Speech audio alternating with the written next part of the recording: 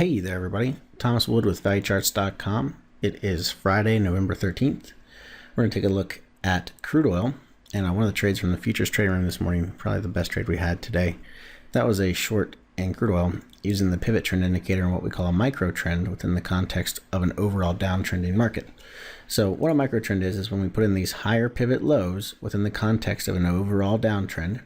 And what you do is you draw your trend line connecting the pivot lows just like this, and the break of the trend line is your entry, just like we had there. And you can see we proceeded to sell off from 41.36, then all the way down to a low of the day at 40.36. So about a $1,000 contract worth of a move. So not a bad trade. Great job for those of you that traded it. And this is just one of the reasons that we use the pivot trend indicator. This is what it's there for, is it points out these pivot lows to tell you where your break points are for entries.